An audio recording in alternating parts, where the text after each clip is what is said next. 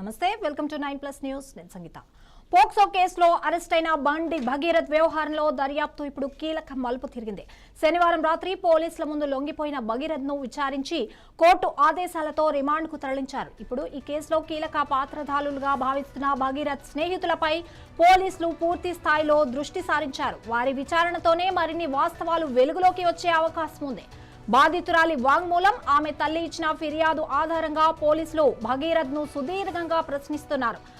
భగీరథ్ చెప్పిన విషయాలను బాధితురాలి స్టేట్మెంట్ తో పోల్చి చూసి అనంతరం మెజిస్ట్రేట్ ముందు హాజరుపరిచి చెర్లపల్లి జైలుకు పంపారు. అయితే ఈ అఘాయిత్యం జరిగిన సమయంలో భగీరథ్ స్నేహితులు కూడా అక్కడే ఉన్నారని బాధితురాలి తల్లి తన ఫిర్యాదులో స్పష్టంగా ఆరోపించారు. అంతేకాదు, ఘటన తర్వాత రాజీ ప్రయత్నాలు చేశారని ఏకంగా 10 మంది పేర్లు ఫిర్యాదులో చేర్చడం సంచలనంగా మారింది. ఈ నేపథ్యంలో కేసును లోతుగా దర్యాప్తు చేస్తున్నారు.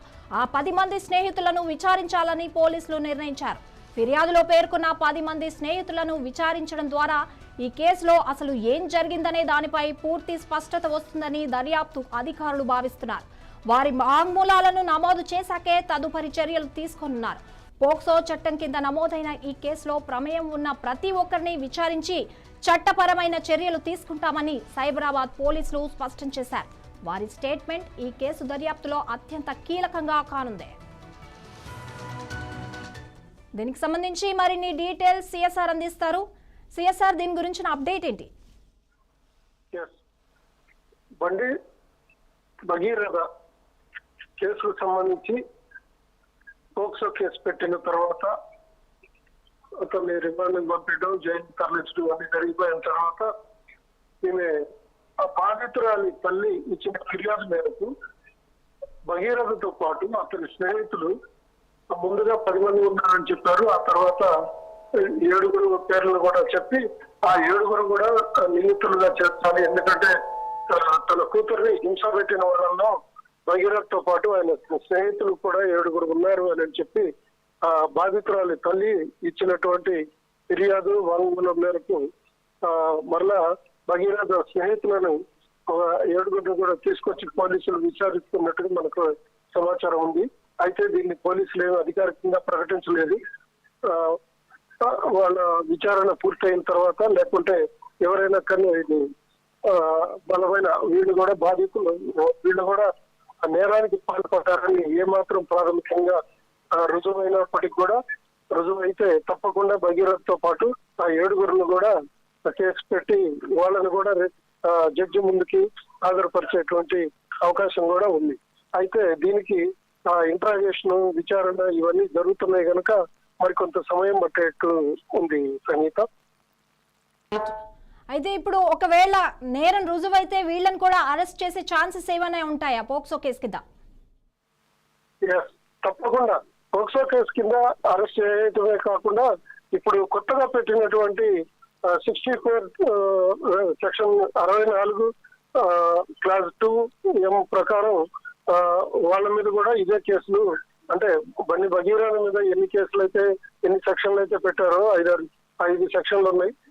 5 సెక్షన్లు కూడా అతని స్నేహితుల పైన కూడా అదే సెక్షన్ లో పెట్టి కేసు మరింత పటిష్టంగా చేసేటువంటి అవకాశం ఉంది. అదే జరిగితే బండి భగీరథ్ తో పాటు ఈ మిగతా ఆయన స్నేహితులు కూడా జైలులో ఊచలు లెక్క పెట్టడం తప్పనిసరి పరిస్థితిగా కనిపిస్తుంది. దీనికి సంబంధించి భగీరథ్ ఇదివరకు అంటే అరెస్ట్ అయ్యే ముందు తన ఫోన్ ని పలుమార్లు ఫార్మాట్ చేసినట్టుగా కూడా పోలీసులు చెప్తున్నారు. ఒకవేళ ఈ ఆధారాలు దొరికితే ఎటువంటి చర్యలు తీసుకునే అవకాశం ఉంది?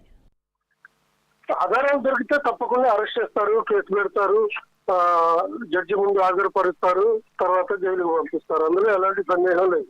అయితే ఏంటంటే ఇప్పుడు బండి భగీరథ ఐఫోన్ ఎవరైతే ముందు పోలీసులు స్వాధీనం చేసుకున్నారో ఆ ఐఫోన్ లో ఉన్నటువంటి మొత్తం కాంటాక్ట్లు ఆయన స్నేహితులతో లేకపోతే బాధితురాలతో జరిగినటువంటి వాట్సాప్ చాటు ఇవన్నీ కూడా స్వాధీనం చేసుకొని వాళ్ళకు ఒక అవగాహన వచ్చిన తర్వాతనే స్నేహితులను కూడా అదుపులోకి తీసుకున్నారని చాలా స్పష్టంగా తెలుస్తా ఉంది. అయితే పోలీసులు ఇంకా ధృవీకరించలేదు, అధికారికంగా ప్రకటించాలి. అధికారికంగా ప్రకటించిన తర్వాత ఈ కేసు ఇంకా ఎన్ని మలుపులు జరుగుతుంది, ఇంకెంతమంది నిందితులు ఉన్నారు అని చెప్పి ఇంకోటి ఏంటంటే వాళ్ళని ఐడెంటిఫికేషన్ పీరియడ్ కూడా పెట్టేటువంటి అవకాశం కూడా లేకపోలేదు. ఎందుకంటే బాధితురాలు కానీ బాధితురాలు తల్లిని కానీ వాళ్ళ పేర్లతో సహా ఇచ్చారు కాబట్టి ఆ పేర్లు మళ్ళా భగీరథ కాంటాక్ట్స్ లో ఉన్నటువంటి పేర్లు వాళ్ళ ఫోన్ నెంబర్లన్నీ కరెక్ట్ గా ఒకదానికొకటి టాలీ అవుతున్నాయా లేదా అనేది చెక్ చేసుకున్న తర్వాత తప్పకుండా వాళ్ళపైన ఎఫ్ఐఆర్ నమోదు చేయటం, మళ్ళీ జడ్జి ముందు హాజరుపరచడం, ఆ తర్వాత ఇక జరగాల్సిన ఈ రొటీన్ ప్రాసెస్ ఉంటుంది. ఒక నిందితుడిని ఏ విధంగా ట్రీట్ చేయాలో ఆ విధంగా ట్రీట్ చేసి తప్పకుండా భగీరథతో పాటు వాళ్ళకి కూడా జైలుకు తరలించేంత